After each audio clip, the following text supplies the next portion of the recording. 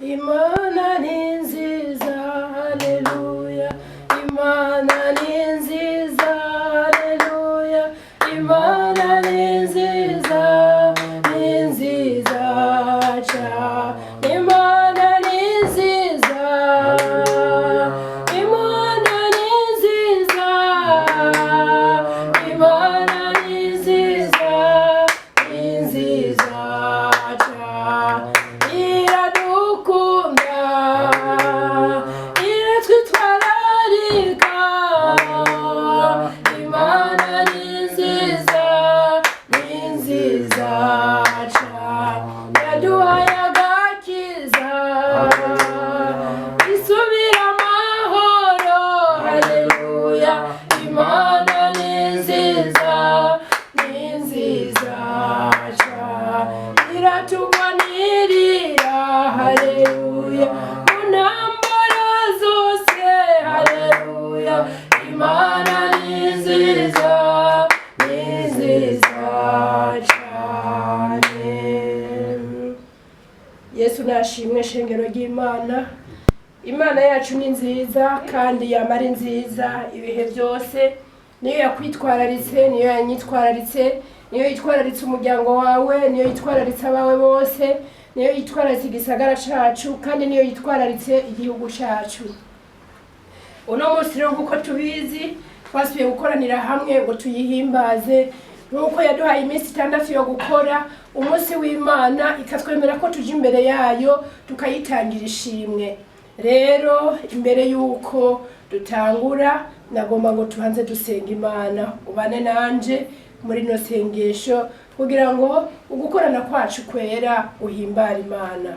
Data wa twese wo mwijuru, mu izina rya Yesu Kristo turagushimiye ko watwemereye gushika uyu munsi tukiriho. Hariho benshi bakomeye batawubonye kandi bari barateguye n'ibyiza bikomeye ndetse bagomba kuza kukubwira, ariko twebwe tugiriwe ubuntu. Turavuze ngo Mana ni wakira amashimwe ku mbabazi watugiriye ukaduha kubona uyu munsi mwiza. Mana ni wakira amashimwe ku rukundo watweretse. Mana ni wakira ishimwe ku mahoro waduhaye. Mu mitima yacu twumva tunezerewe, mu mitima yacu twumva tuguwe neza. Kandi nkuko umuririmbyi yavuze ngo narishimye cyane igihe bambwira ngo ngende mu ngoro y'Imana, twumva twishimye kutwemereye gusubira gukandagira hano hantu hawe hera. None ko tuzi ko hano hantu hawe hera ari huri, ijuru ryose ari huri riri, ingabo zawe ariho ziri, ukwera kwawe ariko kuri. Turasubiye kwaga hasi mu nyonga zawe ngo tubabarire ivyo twavuze bitaguhimbara, ivyo twiyumviriye bitaguhimbara, ivyo twakoze bitaguhimbara. Yewe Mana y'imbabazi, ko tugira ubuntu ukabukiri ku ntebe y'inganji, tubabarire. Y'amaraso ya Yesu atwagira agasembwa n'amarabaga mu izina rya Yesu Kristo. Twegere tudatinya, twegere mu nyonga zawe, imitima itatwagiriza, atamajwi atwagiriza ibyaha. Mu izina rya Yesu, ijambo ryawe riravuga ngo amashimwe arabereye umutima utunganye. Rero turazanye imitima yacu imbere yawe, Mwami uyitunganye. Umuririmbyi araririmba ngo ntitwoshobora twenyene kwitunganiriza ingeso, ngo kuko niyo tubigejeje ngo bitwanyira cyane, ariko wowe iyo ubikoze birashoboka. Turagushimiye Mwami mwiza, watubwiye ngo iyo dusenga tugira ibyizigiro kw'ibyo twasabye twabihawe. Turizigiye neza ko wamaze kutubabarira, turizigiye neza ko wamaze kuduha ikaze, turizigiye neza ko twemerewe kuja muri ikoraniro ryera. Ahasigaye ubane natwe, mwe muyera tuyobore, ntihagire ibyacu tuvuga, ntihagire ibyacu dukora. Iri koraniro ribigera koko mu nyonga hawe Mwami, uri byumvise uribonye, unezerwe, bigutere kuduhezagira. Uduhezagirane n'ishengero ryose, uduhezagirane n'imiryango yose, uduhezagirane n'igisagara cacu, uduhezagirane n'igihugu cacu, uduhezagirane n'indongozi zacu mu buryo butandukanye, uduhezagirane na Afrika ndetse uduhezagirane n'isi yose, kuko atawundi dukesha ukubaho kwacu atari wewe. Ibyo byose turabisabye twizeye ko ugiye kubidukorera mu izina rya Yesu Kristo Mwami w'umucunguzi wacu. Amen. Bakunzi bakundwa ba Kristo, turanezerewe ko Imana yagaragaje urukundo rwayo igatanga imbabazi. Ntubu ntitwari kwemererwa kuja hera ufise na bya bindi byariko biravugira mu mutima wawe bikwagiriza, ariko kubera ko Yesu yatubereye ikimazi ciza turahimbawe mu mutima, twumva tuguwe neza. Muri iyi minsi rero turimo ni minsi abantu benshi bashushe, ni minsi ya Noeli, abantu bariko baragwanira iby'umubiri, batunganya iby'umubiri, bisakara impuzu shasha, ibirato bishasha. Mbega tuzorira hehe Noeli? Tuzorya iki? Tuzorya inka? Tuzorya impene? Ubu nivyo bishushe mu mitwe, ariko nagomba mvuge ngo ivyo si bibi, nabyo ni vyiza kuba bishoboye. Abatabishoboye namwe mwifate, mwoye kwicafuza mu gihe Yesu Kristo akeneye ishimwe ritunganya mu mitima yacu. Imana idufashe. Yesu Kristo iki gihe arazi neza ko hari abariko baramurondera mu mutima bagomba kumuha ishimwe, kuko nyene batahura isho yabakoreye, kuko guheba ubumana akaza akavuka mu buryo nka buriya bubabaje yavukiyemwo, agakura nk'abantu, agatotezwa, akababazwa, akagera n'aho apfa urupfu rubi nka ruriya, ariko ararondera kudusubiza hamwe n'Imana, ariko ararondera kuduha amahoro n'umunezero. Isho n'igikorwa cari cabuze umuntu n'umwe gikora. Mwijuru ngo harabuze n'umwe acera urutoki, mw'isi yo nta n'uwari kwaza, ikuzimu ho karabaye. Rero Yesu arakeneye ishimwe ryuzuye, rimwe mu buri rivuye mu mutima uhimbaye, rivuye mu mutima utunganye. Kandi si ico conyene, arakeneye n'ikimazi c'ishimwe. Naho woba wumva atashimwe ufise kubwo ibibazo urimwo uriko uracamwo, oya wibutse ico yakoze umubwira ati numva ntotwenga, numva ntoririmba kubera ibibazo ndimwo, ariko kuko nibutse ico wakoze ko arico shantumye nkiriho, ndazanye ikimazi c'ishimwe. Rumwe ngo ryashimwe riva mu mubabaro. Hariho abariko barashima kuko bahaze kandi baguwe neza, ivyo n'amahoro. Ariko hariho n'abandi bariko barazana ishimwe, ikimazi c'ishimwe, bariko baratanga ishimwe kuri Yesu, kandi bababaye, kandi bagandaye, kandi birukanwe mu buzi, kandi babuze n'ibyo barya. Abo nabo bazanye ishimwe rivuye mu mubabaro, rivuye mu gahinda. Imana ibahezagire. Mu yandi majambo ngo nta muntu n'umwe adakwiye gutegura ishimwe uko yoba ari kose n'ibyo yoba ariko aracamo byose, uko Yesu arakeneye ishimwe ryawe, arakeneye n'ishimwe ryanje. Reka rero muri kano kanya twinjire mu mwanya wo guhimbaza uwo mwami, wa mwanya twinjire imbere y'Imana tukabwira Yesu ngo turatahuye igikorwa wakoze muri kino gihe cyo kwibuka Yesu ukuvuka kwawe, igihe cyo kwibuka agakiza waduhaye. Twumva atakindi twovuga, twumva atabindi binezero twogira atari ukwibuka intsinzi wagaragaje mu kwemera kuza kuducungura. Wari mwiza, wari ugororotse, wera, ariko twebwe turi babi, ukadupfira turi babi, kugira ngo ukwera kwawe ukudushireko dusubize hamwe na Data. Mu Kristo uri kurangurikira, injira mu bwiza bw'Imana, twinjire mu guhimbaza Imana, twinjire mu gushima Yesu yadukoreye ico gikorwa kidasanzwe. Nta kintu mfise no kwirata, nta n'ikindi nzigera mbona atari urukundo wanyeretse, nibwo nshima, nibwo nirata.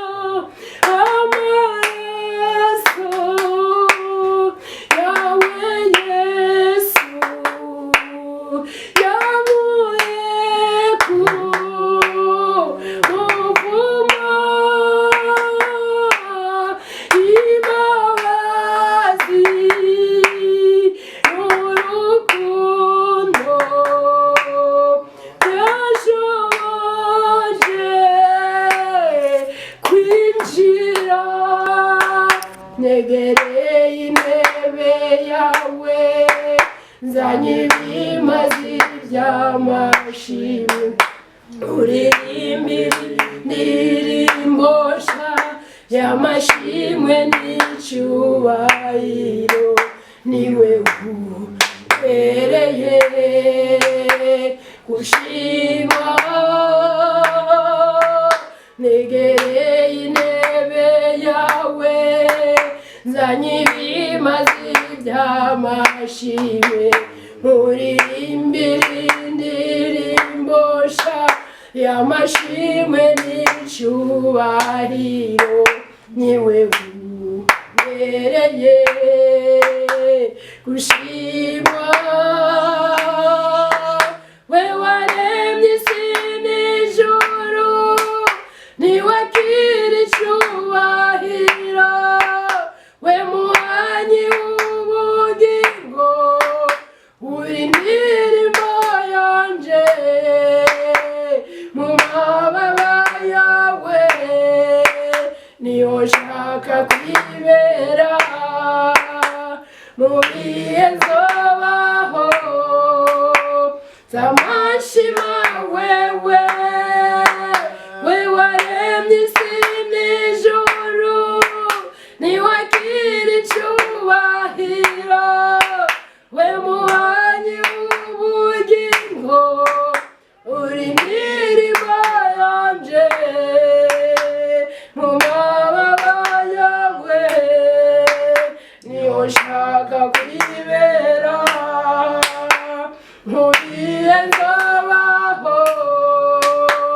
z'amashima wewe mu bihe nzobaho z'amashima wewe mu bihe nzobaho z'amashima wewe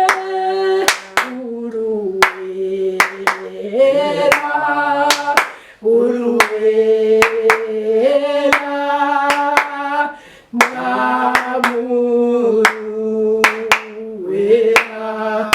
uruwera uruwera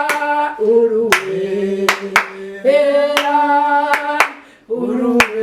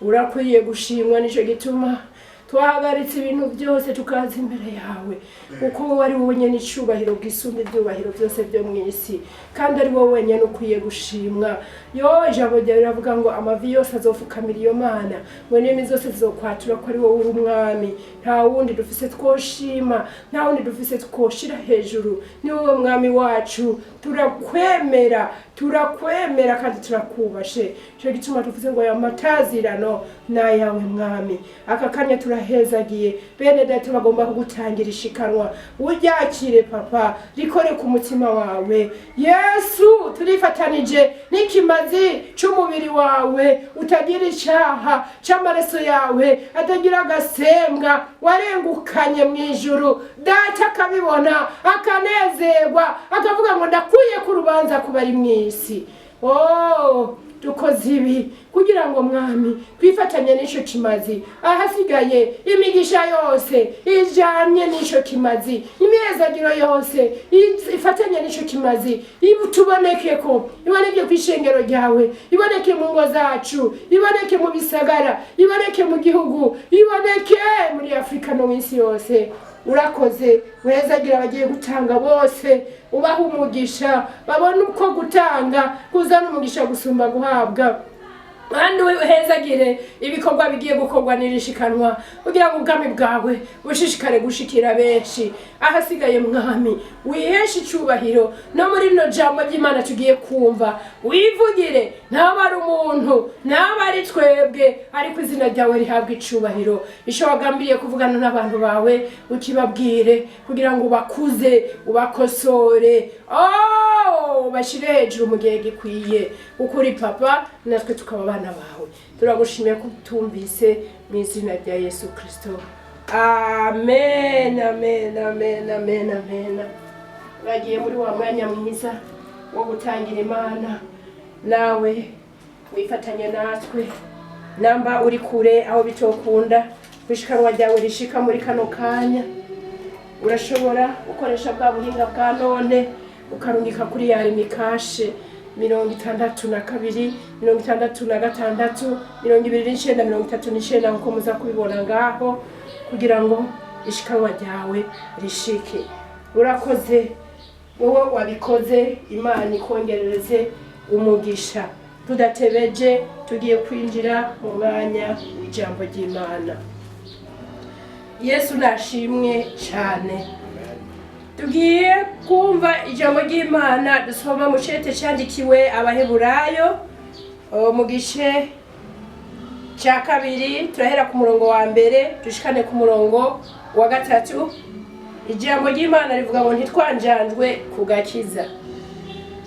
Nico gituma dukwiye kurushiriza kwitwararika ibyo twumvise, kugira ngo ntidutwagwe n'akayombekere tukabivako.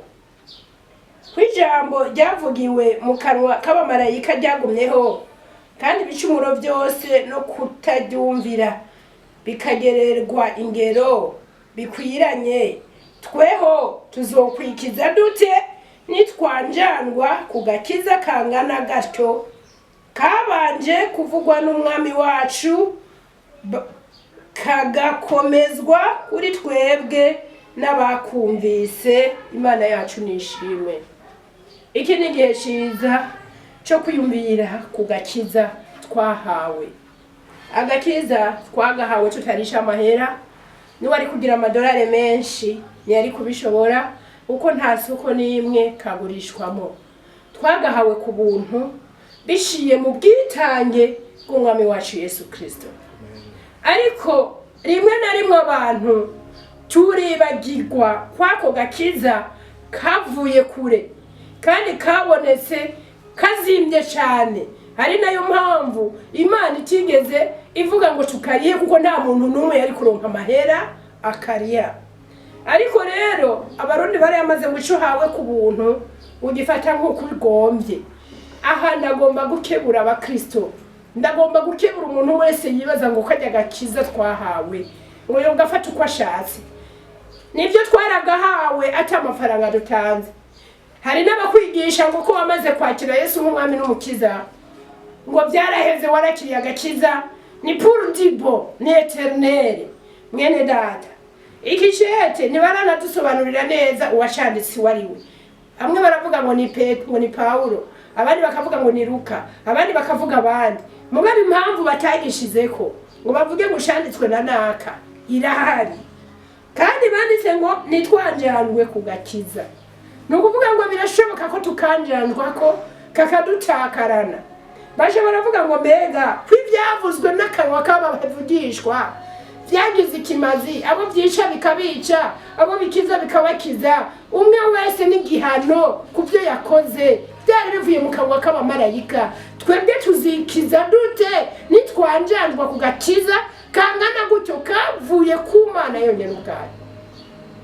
Imana yonyene ubwayo yemeye kwihindura igaheba ubumana bwayo, ikaza muri nature imene, ikavuga nk'umuntu, ikababazwa. Hanyuma ako gakiza nyene turonse kadusubizaho Satani yari yadukuye, kakadusubiza mu bwiza bw'Imana, kakadusubiza muri communion spirituelle n'Imana, tugasha tugafata nabi. Bene data, iki kibazo kirakuraba kandi kirandaba. Twebwe tuzireguza iki nitwanjanjwa kuraka gakiza kangana gatyo. Iyi minsi ya Noeli abantu benshi bakora ibyaha byinshi, ku buryo n'agakiza usanga bagashize ku ruhande, bazisubiramwo. Ingeso bari barataye bakazisubiramwo, abatahora abanywa barabihebye bagasubira kunywa ngo bariko barigina Noeli, kubera bajanye n'abagenzi bikubitira akavinyo bimererewe neza, nabo bagasha bajamwo bakakanywa. Aho wari ukwiye kuba umuco ngo n'abagenzi bawe batera intambuko basange Yesu, abandi bakaja mu nzira z'ubusambanyi ngo bariko barigina Noeli. Bene data, hamwe wo kwanjanjwa ngo uri kurigina Noeli ugatakaza agakiza muri iyi minsi ya Noeli, wowe upfuye kabiri sindakubesha. Kuko muri iki gihe abantu bose turiko turisuzuma, mbega ko ukuvuka kwa Kristo kwabaye kubabaje kugezaho abura nahavukira, akavukira mu bisyogororo, akavugira mu bwato bw'inka. Mbega ibyo ntaco byombwira? Hanze mu mbeho, hanze ku musozi, abantu bose n'abasuzugurise bavukira mu bitaro, abantu bose n'abatifashe basigaye babaye impapuro za ntaho nikora bakavukira mu bitaro. Muga mwami w'abami yavukiye mubi. Mwami Yesu dutabare. Ico nitucibuka, hari agahimbo Satani aduteza kakadutera kwibagira iyo twavuye. Nshuti turi kurankurikirana, shengero umukoraniye hano, ni byiza guhimbaza Noeli, ntawe ubibabujije. Ni byiza guhimbaza Noeli no mu miryango n'abakunzi banyu n'amahoro, ariko wame wiyumvira ngo ubwo sindiko ndanjanjwa ku gakiza, ubwo ibi ndiko ndakora ntibava binkura ku murongo w'Imana, ibi ndiko ndakora birajanye n'ishimwe Yesu yari yiteze. Abandi bari kunda kuvuga ngo ni anniversaire tubashikora ngo byarabaye kera, ngo no kuvyibuka. Ego data dufate kwa kuvyibuka. Umwana wawe wagize anniversaire kumuzanira amakado, ukamugurira agahuzu keza, ukamugurira ibirato. None anniversaire ya Yesu wabonye ko ariyo ukwiye gucumushikanira ivyaha? Abanye ko ariyo wumva wocumushikanira kwitwara nk'imboregwa, kwitwara nka maraya? Oya, ishara hasi urabe ikintu kizima wokora. Ukumbura utari bwa warigeze ukora na rimwe uvuge ngo nibutse icyo wankoreye Yesu, iki naco nari bwigere nkora na rimwe, ariko ndagikoze kugira ngo ndakugaragarize ishimwe rivuye ku mutima wanje. Byohimbara Imana, byohimbara umutima wa Yesu, hamwe yo kubona washize inguvu n'umwete wose kuri kijya utari bwigere ukora, ukavuga ngo ndakigukoreye n'ikimazi cyo kugushimira, naho ndakironse mbabaye, naho mevye ibindi byinshi, ariko nibutse agakiza wampaye, nibuka ko ataho nogiye kukagurira, nibuka ko atahanoroza n'ibyo ndakagura, mugabo wakanshikirije ku buntu. Nanje ndavuze ngo Mwami Yesu, nta kintu noronka ndaguha atari kugushima. Wende muririmbyi yaririmbye ngo yaturemeye kumuhimbaza. Ndakunda abahora barara muri veye de Noel, ndakunda abahora barara barahimbaza. Kijya n'ikimazi kidasanzwe, ubikoze n'umutima utunganye, ubikoze n'umutima ushima. Twese turiko turagwana ngo uwo munsi tuzotange yo veye idasanzwe, abandi tuzotamba igisirimba, abandi tuzoririmba, abandi urabikora neza nkuko mwe muyera bikuyoboyemwo, kandi umutima wawe wawutunganije, bizokubyarira ikintu ciza kizoguha inkomezi zo kugenda neza no kwifata neza muri rugendo rw'umwaka mushasha 2025 dutanguye. numva nshuti mukundwa mu Kristo mugenzanje no kurambira ariko mu kurangiza nagomba nakubwira ngo reka twisuzume kuko ijambo ntirizira ubusa. Nirihe shimwe ufise ku mutima uzaniye Imana cyangwa uri kurategurira kuzanira Imana yagize uwo mutima wo kugucungura ikiheba? Nirihe shimwe mu mutima uvuga uti jewe ndafise irishimwe kuri iyo Mana yancunguye yanyiyumviyeko? Kuko mu byahishuriwe Yohana avuga ngo inama mu ijuru yarakoranye biga ku kibazo cy'uwocungura abantu. Harabura n'umwe aduza urutoki, n'abamarayika baraba bijya byose Yesu yashiyemwo batishwi ibyo ntawo bikora. Muga Yesu washaraduza urutoki aravuga ngo ndi hano data ntuma ndagiye gucungura abantu. Oh haleluya! Kubera iki Imana itashimubwira toya wewe ni wowe mfise wenyene uri kinege guma ngaha ni hagenda abandi. Uretse kwikura umwana w'ikinege cyarico naje ntabyo nokora, ariko Imana yarabiretse irikura ikinege. Hari n'ahandi twasomye ngo yageze mu gihe cyananga narahamagara ati data niki kikumpebesheje. Urumva yageze ngaha ariko arahamagara data arahora unanagakacira nta nijwi, umutima uracika harababara cyane. Data yarikuye icyo afise cy'agaciro.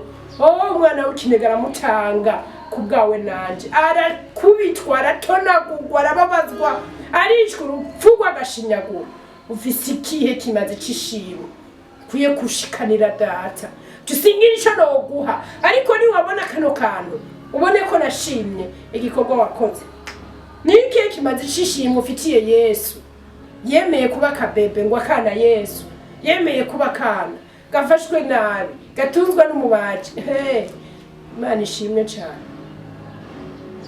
Biradukwiye ko turondera ishimwe rivuye ku mutima tukarimuha. Yesu yadukoreye ibikomeye. Kano kanya rero kubera ko tutobandanya tuvuga biraryoshe biguma biseseka, ariko reka sengere wowe kuravuga ngo mbega Mana no gushimira gute. Reka umuririmbyi umwe yararirimbye ngo no gushimira gute wewe wankunze, wahinduye umubabaro wanje ibitwenge, mbayeho ngo name ngushira hejuru. Ico kibazo kiriko kiraza mu mutima wawe. No gushimira gute wewe wankunze, wowe wahinduye imibabaro yanje ibitwenge, mbayeho ngo name ngushira hejuru. Kadusaba umutima ukwisuzuma, tuve mu bwibone, dushe bugufi, dushimire uwaducunguye. Iyo ufunzwe bakagucira urubanza rwo gupfa, uguma mu mubabaro uziko kabaye witeze urupfu umwanya wari wose. Mugabo badodoye kuri rwarugi bakavuga ngo ntugipfuye, hari uwemeye gupfa mu kibanza cawe. Naho batomwica ubona uzoguma wiyumvira ati ndiho kubera nakayemeye gupfa. Burya nanje nari narapfuye ndiho kubera nakayemeye gupfa mu kibanza canje. Aguma mwiraga, aguma mwivuga ati reka nshimire naka ndiho kubera yemeye gupfa urupfu rwanje. Natwe reka twivuga uwemeye gupfa, reka twemere duce bugufi, twiyambure ivyubahiro, twiyambure nivyo twumva bitugira abahambaye. Kuko iyo Yesu adakora kijya gikorwa nawe ubaza murahambaye ntaco byari kukumarira. Reka rero nsengera umuntu ari mu kibanza avuga ati nukuri nk'umutima uciye bugufi, mu mutima wo kugushima, mu mutima wo kugushira hejuru. Jewe simboneke, jewe simvugwe, jewe simenyekane, ariko wewe umenyekane. Uzomona wese abone wewe. Aho bazonyumva niko ndavuga, nibazumve mvuga ivyanje, baze bumva mvuga wewe wankunze, bavuze bumve mvuga wewe wapfiriye. Ora basakatere bonde sai. Mana yo mwijuru, tuvuga iki tureka iki? Zifatanije n'uwo muririmbyi yavuze ngo no gushimira gute wewe wankunze.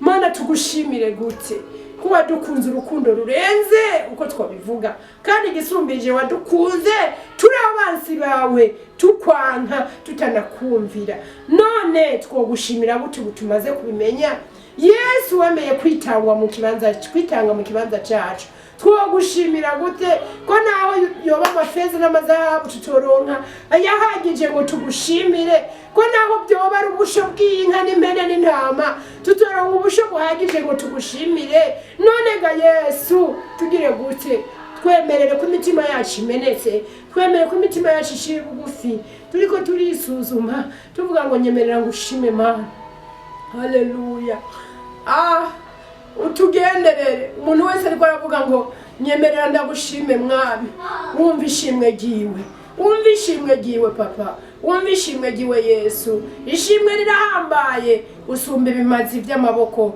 usumba ibimazi biva mu mirima no mu bworozi bwacu ariko mwami twemerere tugushime reka vuka ishimwe byasanzwe mu mitima yacu kubwo igikorwa wadukoreye kirarenze ntitworonka ibyo tuvuga ahasigaye mwami ugenderera n'uwo byase ko yitwara neza nubwo turiko turavuga kwisuzuma akaba atahari Satani ariko aramukwega kwegera mu kwanjanjwa ku gakiza ariko aramukwega kwegera mu kumutwara mu byaha turasi ubwo iyo nzira turayimukuyemo iyo nzira y'ubuzimire turayimukuyemo mu izina rya Yesu oya ntiwemere Kristo ko hari n'umwe mu bagukurikiye mu bakwemanze yotakara muri kino gihe ubw'ibyo mwami iyi minsi iri imbere yacu bane natwe wakira ishimwe dufise mu mitima yacu ahasigaye nawe uri mu ijuru utunezererwe uduhunde ya migisha yawe ya mihezagiro yawe idutere kurangiza umwaka turi mu kanyamuneza dutangura uwundi turi mu nkome zisha zo kuzogukorera tugashitsa ibyo ugomba no muri 2025 n'imyaka ikurikira urakoze ko ishengero ryacu ugiye kurihezagira urakoze ko ingo zose ugiye kuzihezagira urakoze ko gisagara igihugu na Afrika n'isi yose ugiye kuduhezagira urakoze kugiye kuduhezagira indongozi kandi urakoze kugiye kurema ishimwe dasanzwe mu mitima yacu urakoze kugiye kutuzibirira undutugwe mu mwashambi sidutwara mu buzimire urakoze ko twese hamwe ugiye kutwiyegeraniriza ko kugira ngo ushimwe ribiri kwiye kandi rihagije urakoze kugiye neza mwene data ariko ararira mwene data ariko aratakamba timbobarira imbabazi zawe turavuze ngo nizimubeko mu izina rya Yesu hereye isaha agira umunezero ni kubwo dusengeye abo Satani yashize mu ngwara turavuze ngo bakiri ingwara uhereye kano kanya mu izina rya Yesu abo Satani yashize mu bigandaro turavuze ngo barengere ububabare bwabo banezererwa gakiza Imana yaduhaye mu izina rya Yesu turavuze ngo abo bose bari mu bukene barengere ubukene bubababaje ariko bahanga amaso igikorwa wakoze ku musaraba umuntu wese mu biharimo ijambo rya rivuga ngo mu gihe gikwiye n'igihe kidakwiye duhimbaze Yesu yemeye kutwigura umugisha n'umuhezagiro bijane n'ishengero ryawe mu mihani waba aho bagiye hose bagume muri uyu munezero w'agakiza ntihagire n'umwe yanjanjwa ntihagire n'umwe afata minenegwa agakiza twaronse ku buntu tutagira aho twokaronderera tutagira n'aho twohagurira urakoze kubikoze amashimwe n'icyubahiro nirushize kuba ibyawe ubu n'ibihe bidashira mu izina rya Yesu Kristo umwami n'umucunguzi wacu amen.